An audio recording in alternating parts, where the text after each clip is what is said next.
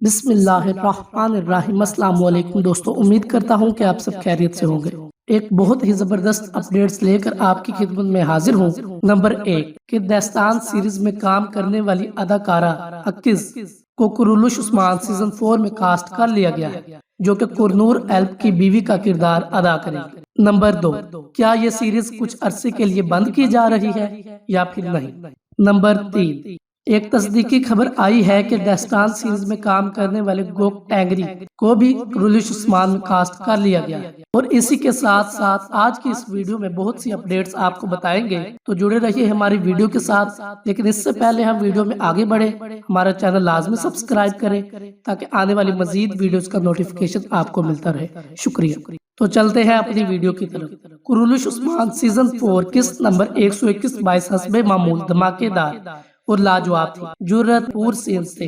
اب جو لوگ مجھے یہ کہیں گے آپ تو کرولوش عثمان کی ہر قسط کے بارے میں ہی ایسا کہتے ہیں، تو میری ان سے گزارش ہے کہ وہ ملازگر 1071 نامی فلم دیکھ لیں، جس میں چنگیز کن نے سلطان ایلپ ارسلان کا رول ادا کیا ہے۔ ہم تقریباً 4 سال سے اس فلم کا انتظار کر رہے تھے اور ایک بڑی ہائپ اس فلم کے بارے میں تھی، لیکن اب جب یہ ریلیز ہوئی ہے تو مجھے لگتا ہے کہ صرف پیسہ اور وقت ہی ضائع کیا گیا ہے، باقی اس فلم میں کچھ نہیں۔ اور اب جب ملازگر کا نام چل نکلا ہے تو پھر 2 یا 3 منٹ کا ریویو میں آپ کو یہاں دے دیتا ہوں۔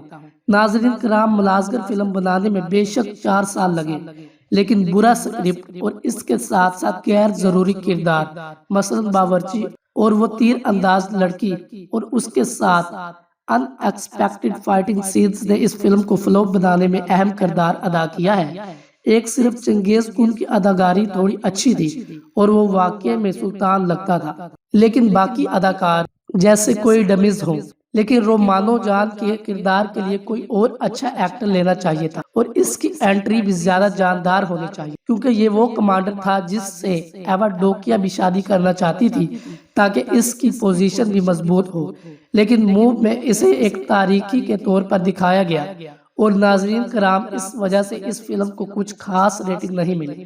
اور اس مووی کی ناکامی کی وجہ بلال کولی انجول، جنہوں نے ملازگر فلم بنائی ہے، انہوں نے ہی سلطان یاؤس ڈرامہ بنانا تھا، تو اب آپ سمجھے کہ یہ پروجیکٹ بھی بند ہو گیا ہے، کیونکہ تاریخی ڈرامہ بنانا بھی ہر کسی کے بس کی بات نہیں، اور ہر کوئی ایمرے کونک اور محمد بزداق نہیں بن سکتا۔ اور سب سے بڑی بات یہ ہے کہ چنگیز کن نے اپنا وقت اس فلم پر ضائع کیا۔ اس سے تو بہتر تھا کہ وہ ترگت کے رول میں کرولوش عثمان میں آ جاتے، جہاں پر مداحوں کی بڑی تعداد اب تک ان کا انتظار کر رہی ہے، اور وہ اسی راہ میں ہے کہ ان کا پرانا ترگت واپس آ جائے گا۔ اور یوں ان اور بوران جتنا ہی رول کافی تھا ترگت کے لیے۔ مختصر بات یہ ہے کہ ملازگر فلم میں قلعے، شہر، فائٹنگ اور سپاہی کوئی بھی ٹھیک نہیں تھے اور فیک لگتی تھی، اور مجھے حیرانی ہے کہ ڈائریکٹر پروڈیوسر نے کیسے سوچ لیا کہ گریلش دیکھنے والی آڈینس جو کہ اصل لوکیشن دیکھنے کی عادی تھی، تو یہ سب کیسے ہضم کر لے گی۔ یہاں تک اس فلم کے ڈائیلاگ بھی جوشیلے نہیں تھے، اور ایلپ ارسلان تو ہر بات پہ ایوالا یا سر ہلا دیتا۔ اور اب جب ہم ایمرے کونک کا ایلپ ارسلان سیریز دیکھ رہے ہیں تو ملازگر تو اس کے قریب ہی نہیں پہنچ پا رہے، اور اگر ایک لفظ میں اس فلم کو بیان کروں تو یہی کہنا پڑے گا: ٹوٹل فیلئر۔ اور بڑے بڑے حقیقی حقائق کا بھی بیان نہیں۔ مثلا ڈائریکٹر یا پروڈیوسر کو اتنا تو معلوم ہونا چاہیے تھا کہ ہم 2 سروں والا عقاب ایناتولیہ کی سلجوقی سلطنت کا نشان تھا، ایلپ ارسلان کی سلجوقی سلطنت کا نہیں تھا۔ تو ناظرین کرام، کرولوش عثمان پر اعتراض کرنے والے ملازگر دیکھ لیں تو خود ہی سمجھ جائیں گے۔ مگر قسط نمبر 112-13 کی بات کریں تو علاؤالدین بن خوفیہ کی شخصیت بالکل نکھر کے سامنے آ گئی تھی کہ انہوں نے کتنے بہترین قسم سے چھوٹا سا بچہ ہونے کے باوجود عثمان کو ٹیکل کیا۔ ننھے علاؤالدین نے جس طرح سیاست اور حکمت سے کام لیتے ہوئے سلطان سے گفتگو کی، کیا آج اس عمر کا کوئی بچہ کر سکتا ہے؟ یہ ہمارے لیے سوچنے کی بات ہے۔ اور یہ ڈرامہ صرف ایک ڈرامہ ہی نہیں بلکہ ایک تاریخ پر مبنی نوجوان نسل کے لیے ایک سبق ہے، جو یوتھ کو، ینگسٹر کو ایک پیغام جاری کیا جا رہا ہے کہ جو اس کو اپنے اوپر اڈوپٹ کر کر کچھ بات سیکھیں۔ اگر ارحان غازی لڑائی میں اہم ہے تو علاؤالدین اتنی سی عمر میں ہی سفارت کاری کی مہارت رکھتا ہے، اور محل میں جو اس وقت تک کا خونی کھیل چل رہا ہے اس کھیل میں عثمان غازی نے جس طرح اپنے مہرے بچھائے اور جس طرح انہیں استعمال کیا تو وہ اپنی مثال آپ تھا۔ بہترین بات یہ ہے کہ قسط دیکھتے ہوئے بالکل اندازہ نہیں ہو رہا تھا کہ آگے کیا ہونے والا ہے، اور یہی معاملہ اب ترگت اور بالا کے بارے میں بھی ہے۔ محمد بزدار مداحوں کے دل سے بہت خوبصورتی کے ساتھ کھیل رہے ہیں، اور پہلے ترگت کے بارے میں اندازہ نہیں ہو رہا تھا کہ وہ عثمان کے ساتھ ہے یا پھر خلاف ہے، اور اسی طرح بالا کے بارے میں بھی نہیں سمجھ آ رہی کہ اس کے دل میں کیا چل رہا ہے، اور کیا وہ واقعی سلطانہ کی باتوں میں آ گئی ہے، حالانکہ وہ اس کی اصلیت اچھی طرح جانتی ہے۔ بہرحال یہ تو کنفرم ہے کہ بالا اور ملحت کے درمیان کشیدگی پیدا ہو چکی ہے، دیکھو اب کیا بنتا ہے۔ تو اس لیے ہمارے بارے میں کچھ بھی پریڈکٹ نہیں کہا جاتا۔ ہوشیار رہے، لیکن ملحت اور بالا کا یہ کھیل زیادہ دیر تک نہیں چلے گا، اور عثمان لے کر انہیں کے درمیان صلح کروا دیں گے۔ دو شادیاں کرنے والے کو ہی پتا ہوتا ہے، مگر اسے اتھارٹی صحیح سے یوز کرنی آتی ہو۔ اور دوسری جگہ داستان ڈرامہ سیریز دیکھنے والے مداح اس لیے بھی مایوس ہے کہ اس کا دوسرا سیزن نہیں ریلیز کیا گیا۔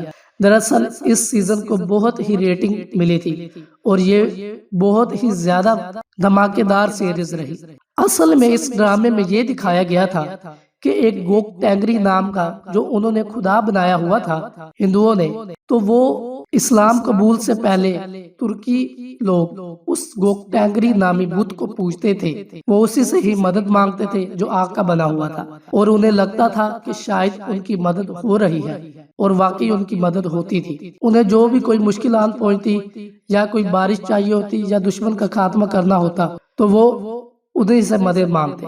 لیکن یہ سب غلط تھا، کیونکہ ایک بت کیسے کوئی مدد کر سکتا ہے سوائے ایک رب کی ذات کی۔ اور جو دوسرے ترکان کمانڈر تھے جنہوں نے اسلام قبول کیا ہوا تھا، ان کا عقیدہ جرت صرف اللہ پر تھی، اور ان کے آگے بڑا بڑا دشمن ہاتھ دھو بیٹھتا تھا۔ جیسے جیسے یہ سیریز آگے بڑھتی جا رہی ہے، اسی طرح ایک سسپینس کریٹ ہوتا جا رہا ہے، اور مداح یہی سوچ رہے ہیں کہ آگے کی قسط میں کیا ہونے والا ہے۔ اور محمد بزدار کیا ہی گریٹ ڈائلاگ، کیا ہی ایک تجرباتی اور ایک تاریخی اسلام کی بنا پر سیریز بنا رہے ہیں۔ سلام ہے ان کی سوچ کو۔ آج جمعے کا باربرکت دن ہے، اور ماہ رمضان کا مبارک مہینہ بھی چل رہا ہے، تو میری اللہ پاک سے یہی دعا ہے کہ اللہ پاک اس جمعہ مبارک کے صدقے ہم سب مسلمانوں کے صغیرہ کبیرہ گناہوں کی بخشش فرمائے، آمین، اور ہم سب کا خاتمہ ایمان پر فرمائے، آمین، اور ہمیں ماہ رمضان کے بابرکت مبارک مہینے کے صدقے زیادہ سے زیادہ نیک اعمال کرنے والا بنائے، اور اس کی صحیح معنی میں عبادت کرنے والا بنائے، آمین آمین آمین۔ میری دعا ہے کہ اللہ پاک آپ کو خوشیوں والی زندگی عطا فرمائے۔ تو دوستو اسی کے ساتھ ملتے ہیں جلد ہی اگلی ویڈیو میں۔ اگر آپ کو ہماری آج کی ویڈیو پسند آئی ہو تو زیادہ سے زیادہ شیئر کریں، اور کمنٹ سیکشن میں اپنی رائے کا اظہار ضرور دیجیے۔ تب تک کے لیے شکریہ، اینڈ اللہ حافظ۔